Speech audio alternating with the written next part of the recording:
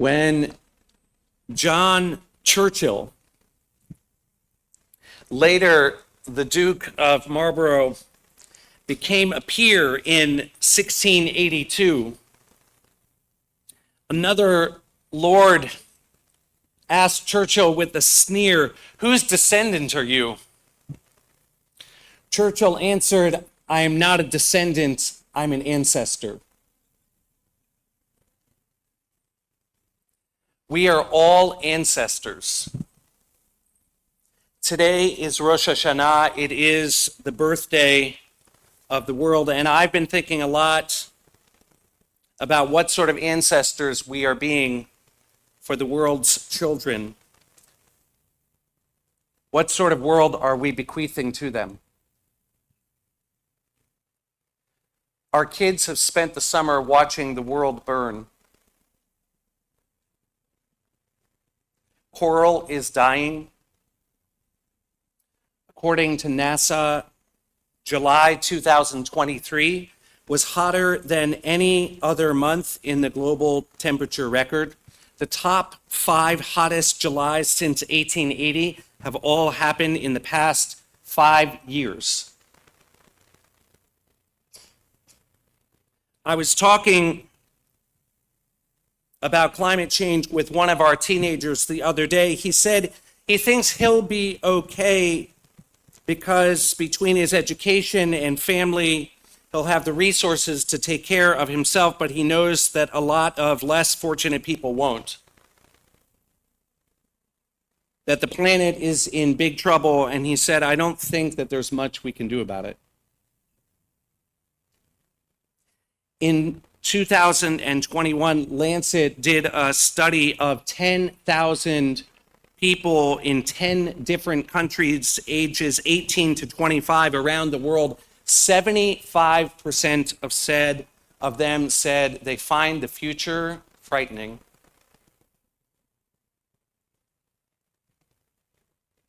In Kohelet Rabbah, God shows Adam all the beautiful trees of the garden and says to him, "Tein da'atcha," pay attention to this. Everything I created for you. Make certain that you do not ruin and destroy my world, because if you destroy it, there will be no one to mend it for you. We are ruining the world for our children, and they feel helpless to stop it. I don't have answers for climate change today, though I do want to talk about it a bit. But what I'm feeling lately, and what I want to think together with you about today, is how do we walk through the world when so much feels uncertain? I know that people get worn down by life, that sometimes America's or Israel's or the world's problems feel too big, but our children shouldn't feel hopeless that we are inevitably headed towards destruction. None of us should feel this way all the time.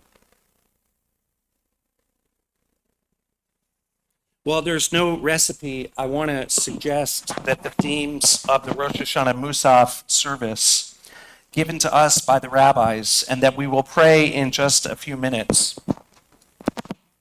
may be a helpful framework. Those themes are Malchiyot, declaring God as sovereign or king; Zikronot, declaring that God remembers; and Shofarot, declaring that God hears the voice of the shofar. First, Malchiyot. In Malchiyot, we declare God as sovereign over the world. While that metaphor may not be a familiar or a helpful one for most of us, the deeper meaning of declaring God king is to say to ourselves and remind ourselves, we are not.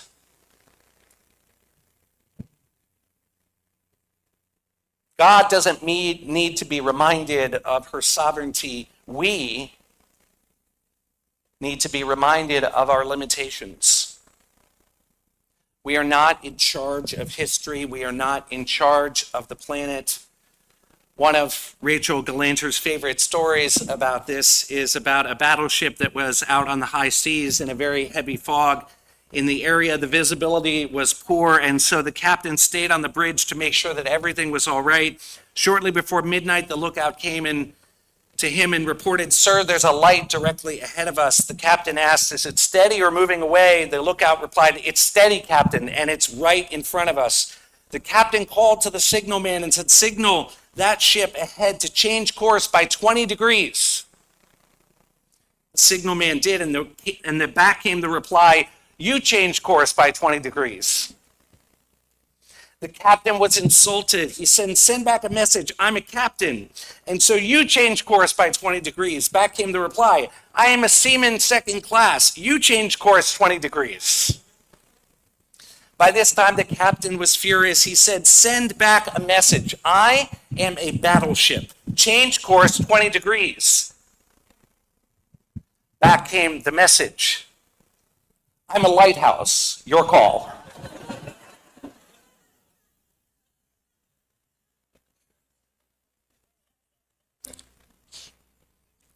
We are not the lighthouse.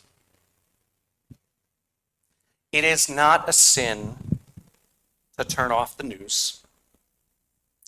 Malchiot reminds us of our need to cultivate spaces and times in our lives when we can feel the awe at a mountaintop or the serenity of a walk in the woods or the simple joy of being present with the people who mean the most to us. Times when we focus on small miracles, not just big problems. Living in a time of instant news and worldwide communication offers many blessings, but it also presents unprecedented challenges to our souls. Few human beings before the 20th century had ever witnessed the terrifying, destructive power of a tsunami. Most of those who saw a tsunami were killed by it. The chance survivor told stories that often became myths passed on from generation to generation.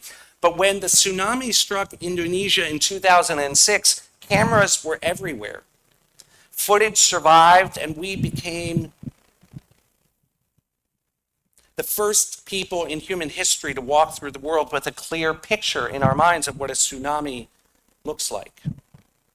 The same is true of heinous crimes and starving children. It is a blessing to have so much knowledge, but it might also be a curse, too heavy a psychic burden for us and our children to carry all the time. Malchiyot, a declaration of God's ultimate sovereignty over the world and history, reminds us we are not in charge. It is not all up to us. It is okay and even necessary to step away regularly from the big picture and trust in God, and in forces of goodness that are at work in the world that we can never fully know or understand. And the second theme is Zikronot, which teaches us that God remembers the divine covenant with the Jewish people and the world. This memory can be a double-edged sword. One of the verses reminds us that God promises never to destroy the world again, at least by water, and relying on that promise could take us in a similar direction as Malchiyot, encouraging us to be passive and to let God take care of it. But the rabbis teach, don't depend on miracles. What Zikronot should teach us is that God remembers kol hanishkachot, all of the forgotten things, that we are accountable. That what we do, little and big, matters. That we are all responsible for doing what we can. I am proud this year that Bethel installed solar panels on our building. Will those solar panels save the planet? No, but they are something that we could do. And by adding them to our building, we are teaching our children, we care about your future. We are doing, or at least starting to do, our part. I pray that those solar panels don't only reduce our carbon footprint, but that they inspire each of us and other churches and synagogues and businesses in Durham and beyond to put solar panels on our homes, or to get a fuel-efficient car, or to hold our politicians accountable for preserving our world for our children. And I can't do this without taking a moment to acknowledge that in our midst we have an MK, former MK Alon Tal, who in Israel has fought over and over and over again for Israel to live up to its climate responsibilities. And you grew up here. And so we should never lose sight of the fact that our kids can and will grow up to do great things and make great impacts on the world. In our personal lives, we can, I will put this out there, reduce the amount of red meat that we eat. I'm not asking us to stop altogether, although our president, Dan Schnitzer, does want us to know that you can do that. It's an option. For myself, I enjoy red meat periodically, and last May, Jeremy Albin and I grilled, including beef, a nice congregational dinner, and I don't think it's wrong for us to enjoy some every once in a while, but did you know that if you put all of the cows in the world, if they were all a country, it would be the second greatest greenhouse emitting country in the world after China? Did you know that 34% of global greenhouse gas emissions are coming from our food system? Not only do cattle emit huge amounts of methane, which is a particularly destructive greenhouse gas, enormous parts of the Amazon and other forests that absorb greenhouse gases are being cut down for cattle grazing. In the Talmud, Choni HaMa'agal, the circle drawer, meets a man who is planting carob trees and asks him, "Why are you doing that if those trees won't bear fruit for 70 years? And the man replies, "I was born into a world with carob trees, so as they were there for me, I want to plant them for my children." But we are stealing trees from our children. Producing a pound of beef releases more than 13 pounds of greenhouse gases. Producing a similar pound of wild salmon releases less than 1/4 of 1 pound. I know it won't solve everything, but what would happen if everybody in this room made a decision to reduce their consumption of red meat by 50% or more? It's not going to stop global warming, but it is something that each of us can do. And we can be proud that Israel is at the forefront of environmental and particularly food sustainability. On my trip this summer, I learned that there are 58 alternative protein companies in Israel. In 2002, they attracted 15% of all global investment just to Israel in that sector. These companies aim to take cows out of the food production system by developing alternative ways of generating protein that our bodies need, either by growing meat like Olive Farms, which is leading the leading company worldwide for lab-grown meat, or there's a company called Remilk, which is growing milk protein so that we can have milk without cows. It's a new world, but it's possible.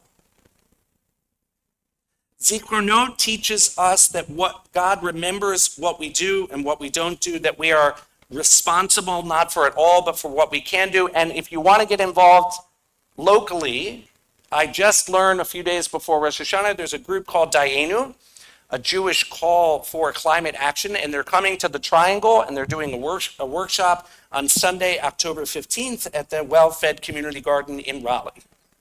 Look for it. Moving forward here at Bethel, working with our executive director, Ed Fleischman, and our board, on the few occasions when we enjoy a meat meal, any meat that we serve at Bethel events will be sourced from kosher and non-factory farm providers. I'm under no illusion that this step will stop global warming, but I pray that God and our children will remember that we took this step forward, as the rabbis teach, Lo alecha hamlacha ligmor velo ata ben chorin lipatel mimena. It's not upon us to finish the task, but neither are we free to desist from it. And finally, shofarot. Verses about the shofar. The shofar is a call not only to action, but also is a call to hope. To believe that the world is moving in a direction of goodness, to believe that redemption is possible when we look around, and particularly when we're sure that it's not possible, the shofar says, yes, it is. And part of that hope comes from knowing that we may be wrong. There's somebody named Hans Gosling. He was a professor of global health at Sweden's Karolinska Institute. His work focused on dispelling common myths about the developing world. In a 2014 TED Talk viewed nearly 6 million times, he asked the audience 3 questions about the state of the world.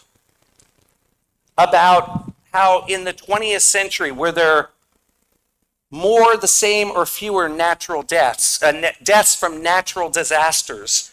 And how in the last 20 years, has the number of people living in extreme poverty gone up or stayed the same and gone down? And about the average schooling for worldwide for men versus women. And in all 3 cases, everybody, even when he did this with a group of media, people who are supposed to be a little bit more informed, everybody said that it was the worst possible scenario. And in all cases, in all 3, they were wrong. It's the opposite.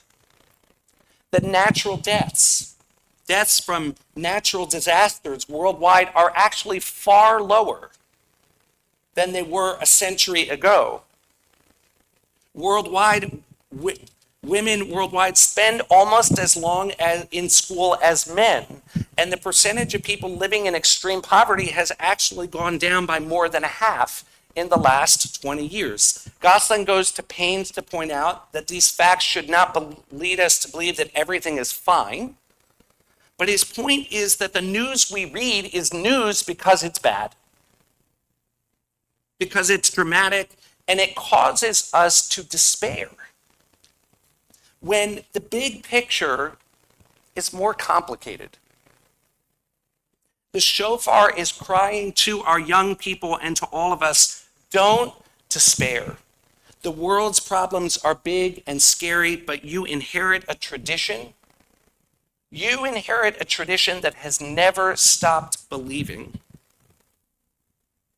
that things can get better, that deaths from natural disasters, they are far lower because previous generations, they didn't despair, or if they did for a moment, they acted. They invested in sprinkler systems and better building codes, and natural disasters. We know they happen. I know there was a terrible earthquake in Morocco and floods in Libya, and the work is not done, but far fewer people die from them worldwide than they used to because people didn't give up hope. The shofar is optimism. It's not blind, but it's a gritty optimism which is saying we can do this and things can get better. The shofar allows ourselves to be surprised, to leave space in our souls for the terrible things we see, but for all the things we don't see that may contain a seed of redemption. Rabbi Yitzchak said a bracha is only said over an object that is hidden from the eye. The shofar reminds us that we believe in a God who can't be seen. We believe that there is more to the world than what we can see with our eyes. And let us finish with a poem from Yehuda Amichai. From the place where we are right, never will there sprout flowers in the spring. The place where we are right is trampled and hard like a courtyard. But doubts and loves make the world loose, like a mole, like a plow. And a whisper will be heard in the place where the house once was, now destroyed. Our teacher, Rabbi Seger Zikrono Livracha, once wrote about these words: in order to prepare fertile ground that yields, one must be prepared to yield. To make use of those tools that loosen the soil and the soul, promoting growth.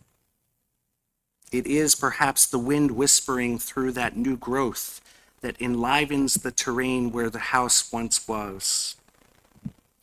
On this Rosh Hashanah, Adonai, help us to remember we are not only descendants of those who came before us, we are ancestors for our children.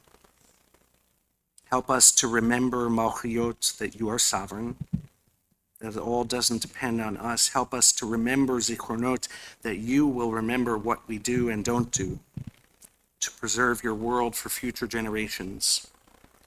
And help us to teach our children and ourselves, shofarot, always to hope. To hear in the sound of the shofar, the wind whispering in places we thought it could blow no more. Shabbat Shalom, Shana Tova.